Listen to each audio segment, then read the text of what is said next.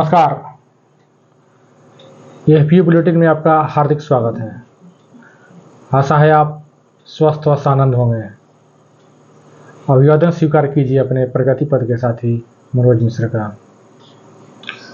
भारतीय सभ्यता और संस्कृति में दूध युक्त आहार को पूर्ण भोजन माना जाता है। शरीर के समुचित विकास व पोषण के लिए जरूरी सभी तरह के पोषक तत्व व विटामिन दूध में पाए जाते हैं। दूध व इससे बने विविध प्रकार के लजीज व्यंजन लगभग प्रत्येक भारतीय की थाली का अभिन्न हिस्सा होता है। हमारे यहाँ प्राचीन काल से ही दूध की प्राप्ति के लिए मुख्य रूप से गाय भैंसों का पालन किया जाता रहा है।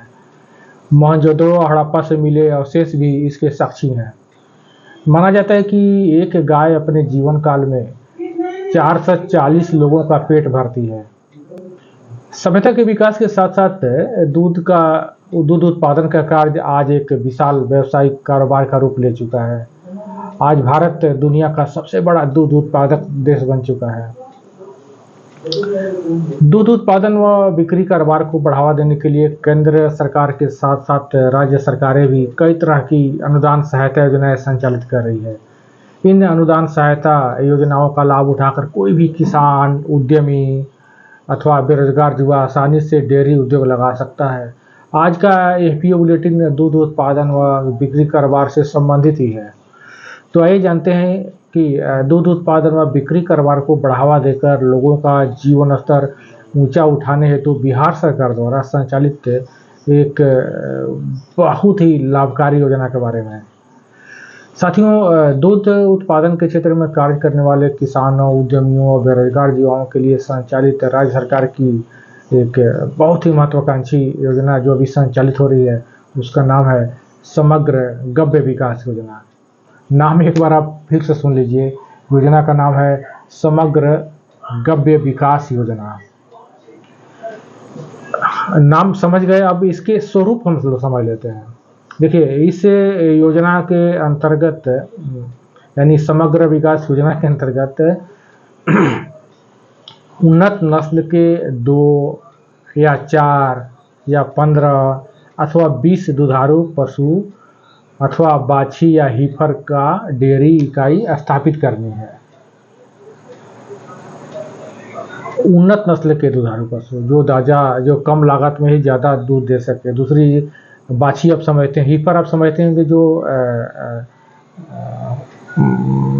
बाछी जो गाभिन होती है, गाय जो गाभिन होती है उसको हीफर बोलते हैं। यानी जो बाछी गाभिन हो उसको भी लिए भी, या फिर बाछी के लिए भी, या उन्नत नस्ल के दुधारू पशुओं के लिए भी इस योजना के अंतर्गत आवेदन किए जा सकते हैं। यानी उद्यम स्थापित करने हैं उनकी, अर्थात कोई भी व्यक्ति अपनी सुविधा या आवश्यकता के अनुसार योजना के अंतर्गत वांछित संख्या में दुधारू पशुओं अथवा बाछी या हीफर के लिए आवेदन कर सकता है इस योजना के अंतर्गत। यानी कि अब क्या करने हैं, उद्देश्य की उद्यम स्थापित करने हैं। याद रखिए, 2 या 4 या 15 या 20 दुधारू पशु। अब इसके स्वरूप को समझने के बाद आपसे बात करें कि इसकी इकाई लागत क्या होती है। तो देखिए, 2 उन्नत नस्ल के दुधारू पशु की आप उद्यम लगाना चाहते हैं या डेयरी फार्म खोलना चाहते हैं, तो इसकी इकाई की जो लागत है वो 1,64,000 रुपये शासन द्वारा माना गया है कि इतनी लागत इसकी आती है। 1,64,000 रुपये 2 उन्नत नस्ल के दुधारू पशुओं के लिए। अब आपको बात करें कि 4 उन्नत नस्ल के दुधारू पशुओं की इकाई लागत के बारे में।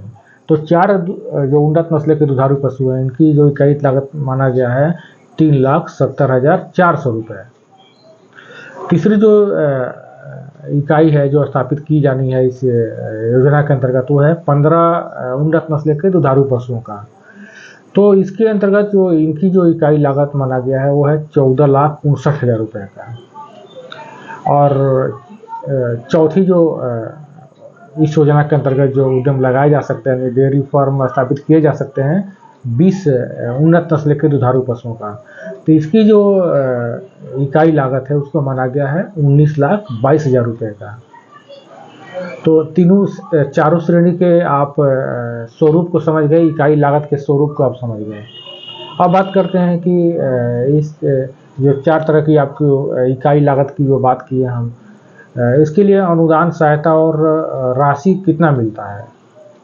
तो शुरुआत पहले नंबर से ही करते हैं। 2 या 4 दुधारू पशुओं की डेयरी जो स्थापित करनी है उसके लिए बात करें तो 2 दुधारू या 4 दुधारू पशु हैं, उनके लिए यदि कोई अनुसूचित जाति या अनुसूचित जनजाति या पिछड़ा वर्ग का कोई व्यक्ति है और उसकी इकाई स्थापित करने के लिए आवेदन करता है तो उनको इकाई लागत का 75% अनुदान सहायता प्रदान किए जाने का प्रावधान है। ध्यान रखिएगा, 2 या 4 दुधारू पशुओं के लिए। और कौन जाति श्रेणी के लोग हैं, अतः अनुसूचित जाति, अनुसूचित जनजाति या अति पिछड़ा वर्ग के लोग हैं, इनको 75% अनुदान मिलने का प्रावधान है। दूसरी जो यदि इसी को हम प्रतिशत की अभी बात कर रहे थे, यदि इसकी गणना हम लोग अनुदान राशि के रूप में करें तो अनुदान राशि होगा आपको 1,23,000 रुपये का।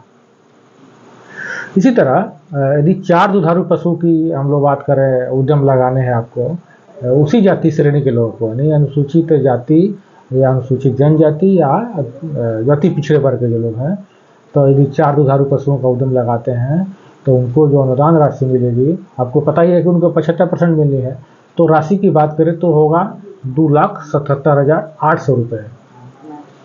क्लियर हो गया। अब बात करते हैं कि देखिए 2 या 4 दुधारू पशु की जो डेयरी उद्यम लगाने हैं, इकाई स्थापित करनी है, यदि सामान्य जाति या अन्य श्रेणी के लोग स्थापित करते हैं तो उनको अनुदान प्रतिशत या अनुदान राशि कितनी मिलती है। तो आपको बता दें कि 2 या 4 दुधारू पशुओं की जो डेयरी इकाई स्थापित करनी है सामान्य अन्य जाति वर्ग के लोगों को, तो उनको टोटल योजना लागत का 50% अनुदान सहायता मिलने का प्रावधान है। क्लियर हो जाइए, 50% यानी योजना लागत का। और यदि इसकी हम लोग गणना करें राशि के रूप में तो 2 दुधारू पशुओं के लिए आप अनुदान राशि की बात करें तो हो जाएगा 82,000 रुपये। सामान्य जाति के वर्ग के लोगों की बात कर रहे हैं या अन्य जाति वर्ग के लोगों की बात कर रहे हैं। इसी तरह 4 दुधारू पशुओं की यदि अनुदान सहायता के रूप में जो राशि मिलने का प्रावधान है वो है 1,85,200 रुपये। अब बात करते हैं कि 15 या 20 दुधारू पशुओं की डेयरी इकाई स्थापित करनी है तो इसके अंतर्गत आपको कितना अनुदान प्रतिशत या अनुदान राशि मिलती है, यानी मिलने का प्रावधान रहता है। तो आपको बता दें कि 15 अथवा 20 दुधारू पशुओं की जो डेयरी इकाई स्थापित करनी है उस सभी वर्ग के लोगों को लिए उसमें 40% अनुदान सहायता ही मिलने का प्रावधान है। यानी आवेदक को, सभी वर्ग के आवेदकों को 40% ही अनुदान सहायता उसमें मिलने का प्रावधान रखा गया है। यदि इस अनुदान प्रतिशत को राशि के रूप में यदि कन्वर्ट करके यानी अनुदान राशि को गणना किया जाए राशि के रूप में, तो 15 दुधारू पशुओं की जो डेयरी इकाई स्थापित करनी है इसके अंतर्गत उनको 5,83,600 रुपये अनुदान के रूप में प्राप्त होने का प्रावधान रखा गया है। उसी तरह 20 दुधारू पशुओं की डेयरी इकाई स्थापित करने पर 7,68,800 रुपये अनुदान सहायता के रूप में प्रावधान को प्राप्त करने का प्रावधान इसमें है। अब ध्यान देने योग्य बातें आपको जो जरूरी है उसको आपको ध्यान देना चाहिए, वो है कि भूमि की उपलब्धता के बारे में। तो देखिए 2 दुधारू पशुओं की जो डेयरी इकाई स्थापित करनी है इसके लिए आपको भूमि की तो आवश्यकता अलग से नहीं है, लेकिन यदि आप 4 दुधारू पशुओं की डेयरी इकाई स्थापित करते हैं तो इसके लिए आपको अलग से 15 डिसमिल भूमि का प्रबंध करना होगा। इस तरह यदि आप 15 अथवा 20 दुधारू पशुओं की डेयरी इकाई स्थापित करना चाहते हैं तो 30 डिसमिल भूमि आपको अलग से प्रबंध करने होंगे। यदि आपके पास भूमि नहीं है तो आप लीज पर भी ले सकते हैं, उसका प्रबंध कर सकते हैं। देखिए जो अतिरिक्त भूमि की जो बात आपको बता रहे हैं क्यों रखा गया है, तो इसका मतलब ये है कि आपको जो दुधारू पशुओं के लिए हरे चारे का भी प्रबंध करना है, इसीलिए वो ज़रूरी है कि आप अलग से आपके पास ये भूमि होनी चाहिए। अब आवेदक की उम्र सीमा की बात करें तो कोई भी व्यक्ति देखिए जो 18 साल से 55 साल के आयु वर्ग का है, जो बिहार राज्य का निवासी है, वो आवेदन कर सकता है। यानी आवेदक की उम्र 55 साल से ज़्यादा नहीं होनी चाहिए।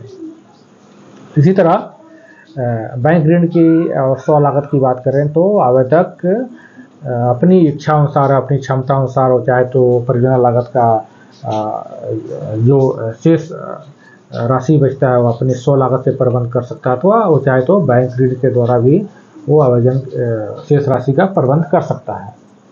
उसी तरह अब ये समझ गए, तो समझने के बाद आपको जानिए कि आवेदन करने कैसे हैं। तो देखिए, इस योजना के अंतर्गत भी आपको विभागीय वेबसाइट पर जाने हैं और ऑनलाइन आवेदन करने हैं, जिसका लिंक है dairy.bihar.gov.in। और यहाँ ऑनलाइन आवेदन करने के पश्चात तो इसकी जो प्रिंट ले लेने हैं, यानी आवेदन का प्रिंट ले लेना है और उसकी प्रति को आप को जिला गव्य विकास पदाधिकारी के कार्यालय में जमा करनी है। इसको हमेशा ध्यान रखिएगा।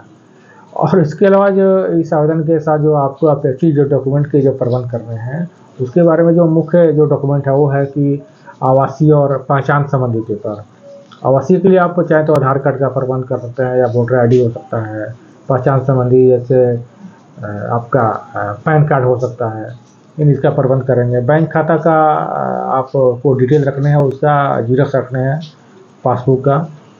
उसी तरह भूमि की उपलब्धता का पेपर भी आपको रखने हैं आवेदन करने के समय में।